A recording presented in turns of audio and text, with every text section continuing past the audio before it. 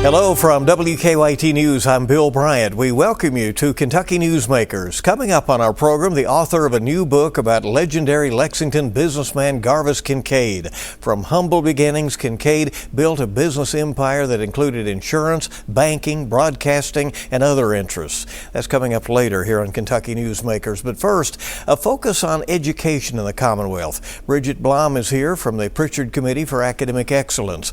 The Pritchard Committee has pushed hard for better educational outcomes since 1983.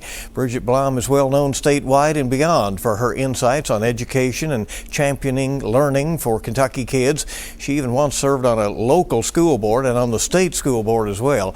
With the 2026 legislative session underway, Blom is watching Frankfort closely with hopes for some initiatives that some things also won't happen, hoping for some and some that don't. Brigitte Blom is here. We welcome you. Thanks for coming in. Hi, Bill. Appreciate you as always. Yes. Let's start with some good news. Since you were last here, Kentucky students ranked 4th in the nation in the ACT college entrance exam. Something to celebrate, and some things must be going well. Absolutely. That's tremendous progress, and another area where Kentucky can hang its hat and say we can do hard things. That was implemented many years ago as a way to measure college and career readiness for students, and to see our students tested statewide. Many other states don't test statewide. To see our students excel in that way is tremendous. And the ACT is getting replaced soon in Kentucky by the SAT. That's a cost savings move by the state. A little bit of irony that we get such a good outcome at a time when the measurement will shift. That's right, but I think the measurement is about college readiness and preparation, and so regardless of the instrument, having that trend line is important. The other thing that's important is that regardless of instrument, we're using the national benchmarks and not unique Kentucky benchmarks for college readiness. Oh. And so we would encourage that the department ensures that that is the case. Currently, Kentucky has its own benchmarks that we use for ACT that are not aligned with the national benchmarks. Do you think that helps that we assess all along the way? I think it is helpful that we assess all along the way, and that students know how they're doing, that parents know how students are doing, whether or not they're ready for college-bearing work, and that local boards of education know whether or not they, in fact, are getting the job done on behalf of students. With the legislative session underway, lawmakers are considering how to invest tax dollars. That's the number one thing they need to get done in this 60-day session is pass a 2-year budget. What are your hopes as they draw up that spending plan for the next 2 years? You know, and you mentioned the interest, the effort, the political will to reduce the income tax burden on Kentucky taxpayers. And while the state is doing that, trying to put more money in taxpayers' pockets, ensuring the investment in education is sound is really important, because that's the way, as a state that is 4th from the bottom of the country in poverty, that's the way we'll break those cycles of poverty and ensure that Kentuckians are not only able to put money in their pockets, but increase their income and begin to build wealth. So we're looking at investment in early childhood, investment in mathematics, investment in ensuring the high school diploma is in fact meaningful, setting students up for success post-high school, and investment in post-secondary. Those are the things that are going to allow Kentuckians to move forward, while the state does as well. Do you find lawmakers to be receptive to that agenda? We've seen movement in the area of mathematics with the passage of the Numeracy Acts bill a couple years ago, and investment in teaching as a result of that bill. So that's a good sign. Last session there was a bill that passed that encourages school districts to automatically enroll students in higher level courses once they show that they're ready for those courses. Currently it's up to a student or a parent to ask for advanced level learning. The bill that passed last session encourages districts to go ahead and opt students into that advanced learning. So we do see some promising movement. However, in the governor's budget, we see a reduction in the investment in post-secondary. That's a concern. Kentucky's risen to 27th in 4-year graduation rate for post-secondary education, up from 40th about a decade ago, and that's a tribute to the investment in higher ed and performance-based funding. And we're seeing both of those things decline in the governor's proposal, and hope to see the House and the Senate reverse that. Early childhood is another area, Bill, that I know you want to talk about today with the universal pre-K, and so we'll be watching that as well. Well, right. Governor Bashir making that push for universal pre-K. survey says that it would help with child care. That's one area he talks about, but he says it would boost the success of young Kentuckians who are not many times ready to enter kindergarten. That does not appear to have traction in the legislature, does it? So without a doubt, early childhood services for our littlest learners and their families help ensure kindergartners are ready for success when they enter public school. There are multiple ways in which those services to families and young people are provided, and it's preschool, it's childcare, it's hands home visiting. And we need to see investments across all three of those areas. The Pritchard Committee proposed in 2020 that the state look to more deeply investing in both childcare and preschool with something called a mixed delivery model. And that's the direction many other states have gone, and we've seen increases in their early childhood enrollment and readiness for kindergarten as a result. So we'd like to see investment in preschool, but more importantly, deep investment in childcare. How does that work, though, if it is a mixed approach? So a mixed approach. Right now, childcare is not a preschool delivery site. Public schools deliver preschool. Childcares do not. Many childcare, especially those with a quality rating, can and arguably should be allowed to provide learning services that are aligned with preschool for 3 and 4 year olds. That would elevate the infrastructure of early childhood in such a way that makes the business model for childcare more successful and ensures more of our littlest learners are ready for kindergarten when they enter kindergarten. It's that type of innovative, deep investment in families, in workforce participation, and in kindergarten readiness that we need in the state. What's this HANDS reference you made? So HANDS home visiting is a Kentucky-grown model for home visiting for pregnant mothers and parents up until the child is 2 years old. It's a program that supports healthy parenting and healthy development of our littlest, healthy birth. It's been shown to reduce substantiated child abuse and neglect, significant return on investment. It's been able to be paid for with some Medicaid dollars and a state match through the tobacco settlement dollars. We would encourage expanding that program because it helps to strengthen parenting, and we see the ripple effect of that strengthened parenting and healthy development of our youngsters ripple into the future. Education Commissioner Fletcher says that teacher compensation needs to be boosted. The legislature has sent money to schools in recent years, but without a mandate that it be for raises. And in many cases, the money goes to other expenses largely, and then there might be some raise, there might not. Is there a way that can be agreed upon to address that? One Republican senator told me, that he says that this is really become a vicious cycle, that the money goes there, but then it does not go to teachers. And what we're seeing is when raises have gone to teachers, it's not keeping up with inflation. Yep. So that's problematic as well. Kentucky's fallen to the bottom of the nation again in teacher compensation, as other states have found their way to increasing teacher pay. So that's a concern. Kentucky's teachers are not paid on par with teachers in other states. They're losing ground with respect to inflation. We need to get compensation up. It's part of retention, morale, young people choosing to go into the teaching profession. And so I think the governor, along with our school districts and the General Assembly, need to identify the path forward there. What the governor proposed last night may be exactly that, but it does need to be a statewide approach. We're losing ground nationally. And a very uneven situation in the state where some school districts can pay $50,000 plus for teachers and others can't.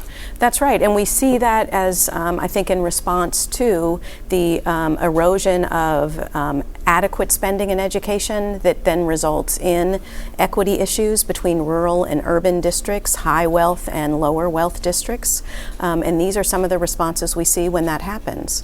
One of the proposals we've had on the table and realized some success, superintendents have as well, is full funding for transportation. So transportation is something that that, again, rural districts, which lots of land mass, bear a disproportionate burden in funding transportation than urban districts with less land mass. When the legislature fully funds transportation, local districts can put those local dollars to use in other ways, maybe in increases in compensation to teachers or strategic priorities like career and technical education or mathematics. Some lawmakers have said they're reluctant to be able to try to make whole some of the federal cuts that have come down, but I know you have registered concerns about federal child care funding.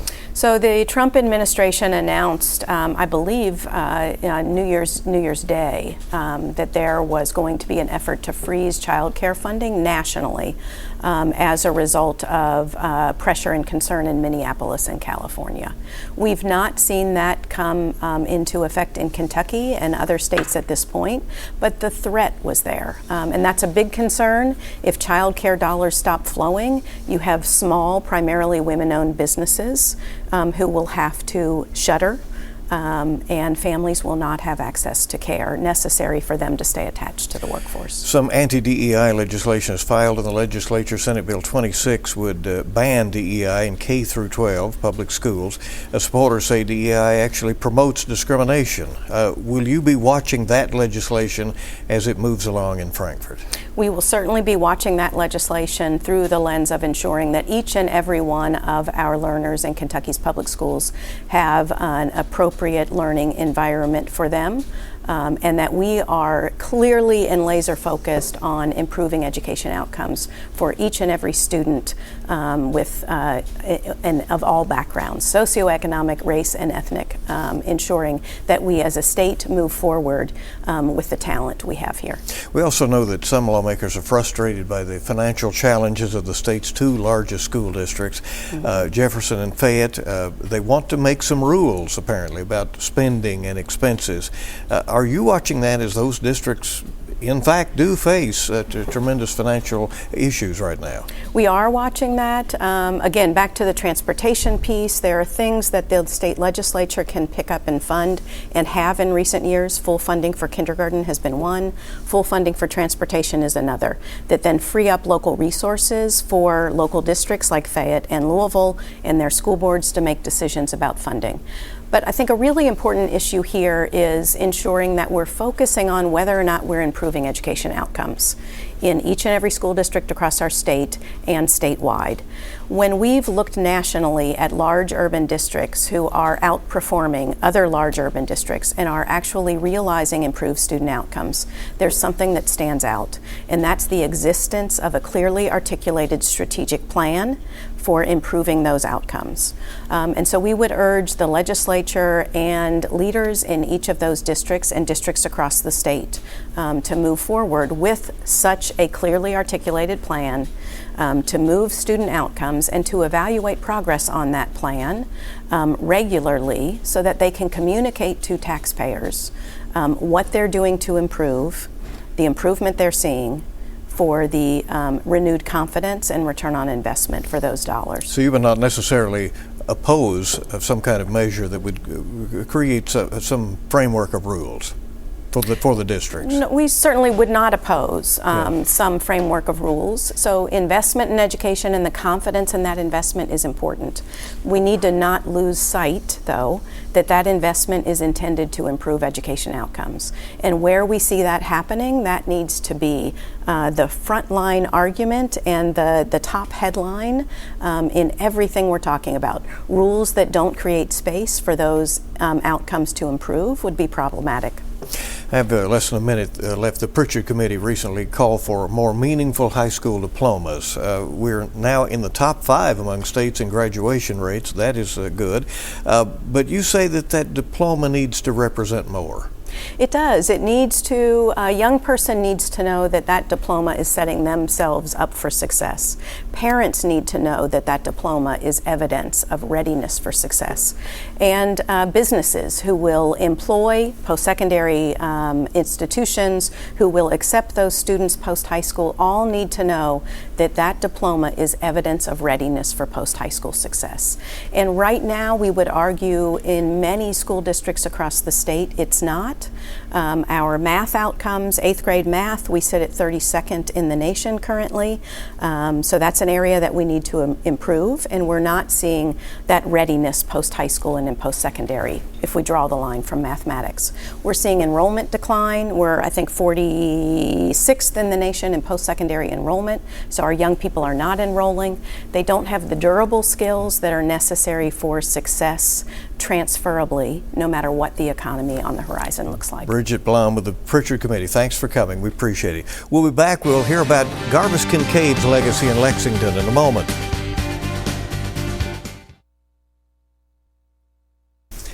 Welcome back to Kentucky Newsmakers. So good to have you with us. There is a new book out about a Kentucky icon. Garvis Kincaid grew up in rural Kentucky with modest means, delivering newspapers, cleaning up around the library at what would later become EKU, and then making his way to law school at UK.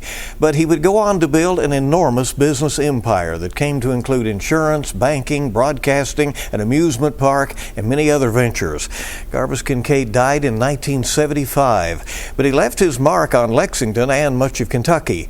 Robert Mucci later worked in the investment department of Kentucky Central Life Insurance and became fascinated with what Garvis Kincaid built and what happened after his death. His book is out now, and we welcome him, the author of Ahead of the Pack, Garvis Kincaid and His Empire, a Southern Saga. Thanks for coming. We appreciate it very much. Thank you for having me, Bill. What fascinated you about Garvis Kincaid and made you want to do all of this work to write this book?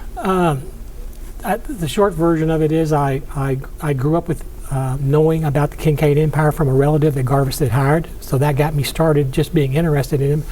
And then as I worked for him, and I worked for the company, and then and looked at really what he had built, I wondered how a guy did all that back in the day without computers, without all the technology and stuff we had, and basically just using the telephone and pencil and paper.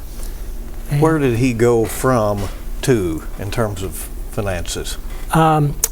He went to UK law school, graduated in 43, and right the month or two before he graduated, he got interested in buying real estate, delinquent real estate from tax sales.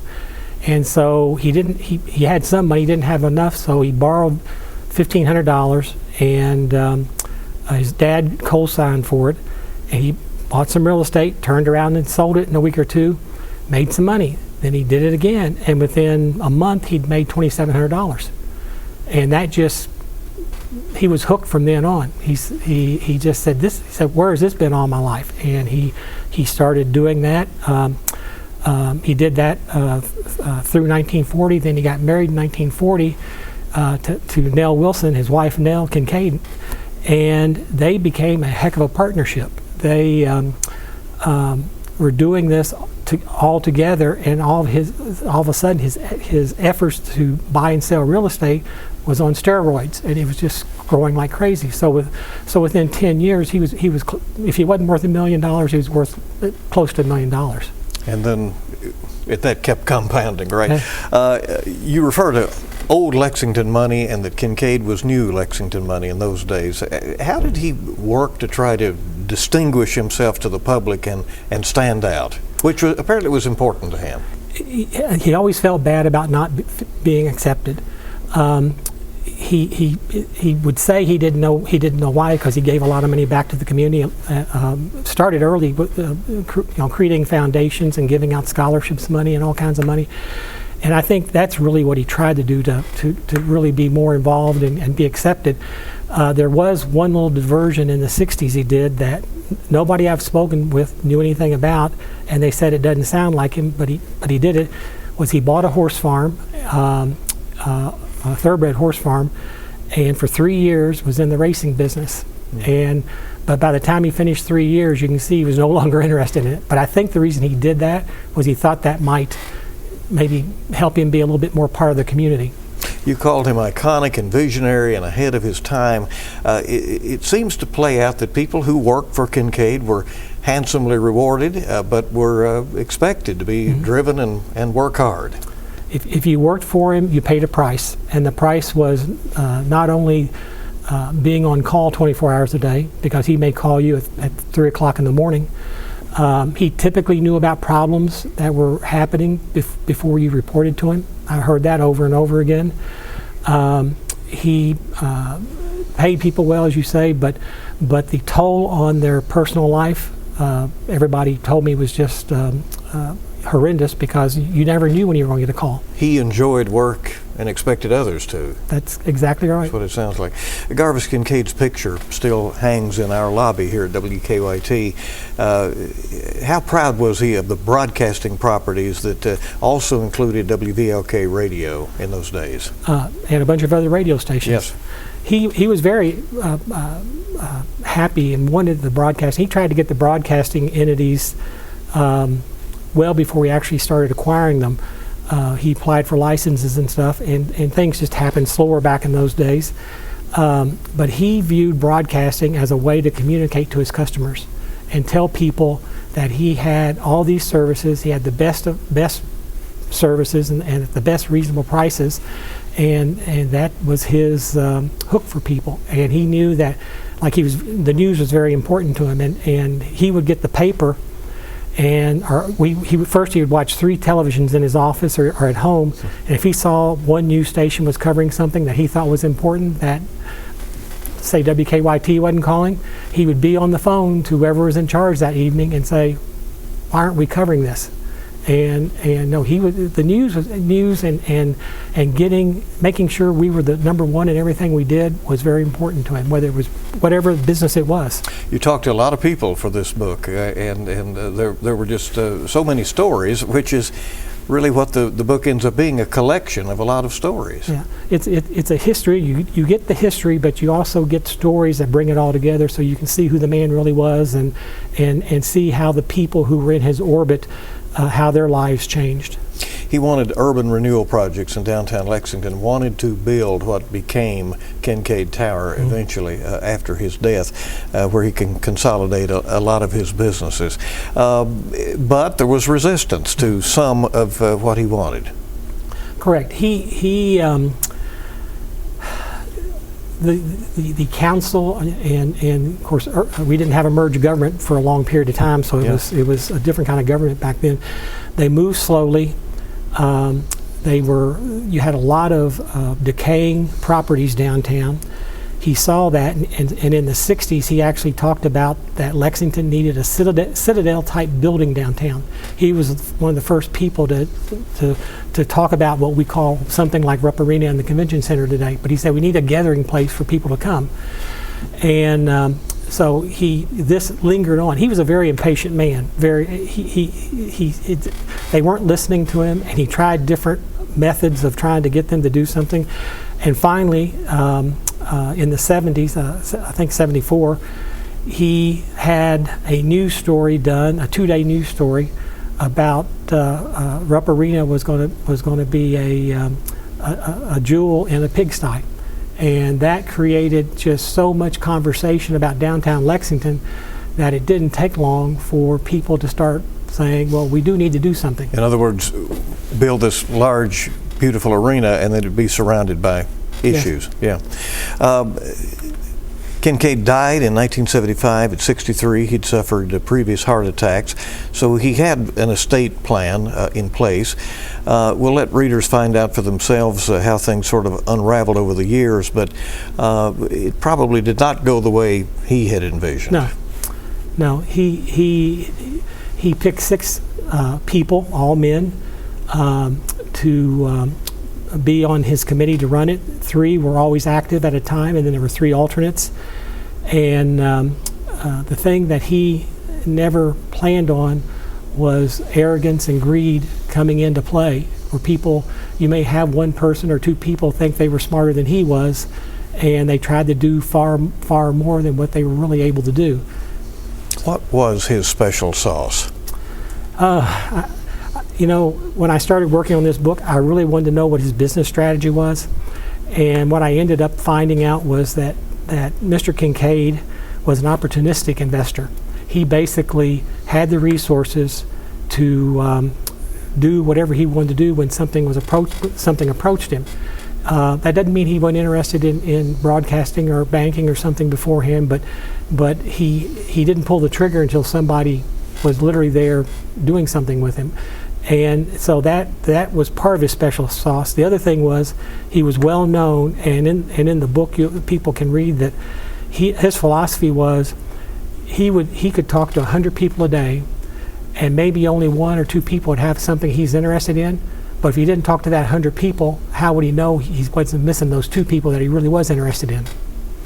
Robert, what's been the reception to your book? I've been just totally amazed. I've had so many people contact me, people I didn't know, say something to me about the book, and that they were excited it was done. And you know, most people realize on a personality basis he was considered difficult to work with, but they also recognize, you know, many of the things he did, like he's, you know, you see commercials for ARH, the Appalachian Regional Hospital. Well, he basically saved that outfit, and I have that in the book because people need to understand just it was going down the tubes. And so something that we value today, he helped preserve for us to have a future. And a lot of philanthropy over the years. A whole lot. Yeah, yeah. If people want to read Ahead of the Pack, Garvis Kincaid and His Empire, A Southern Saga, it's available at bookstores, right, and on Amazon? Amazon, Barnes & Noble. Some of the local bookstores have had it, but I would just call them and check with them first. But based on the number of people that have contacted me or told me they bought the book, I think people have a legitimate interest in it and they're buying it. We appreciate you coming by. Thank you very much. Everybody stay with us. We'll be back on WKYT's Kentucky Newsmakers.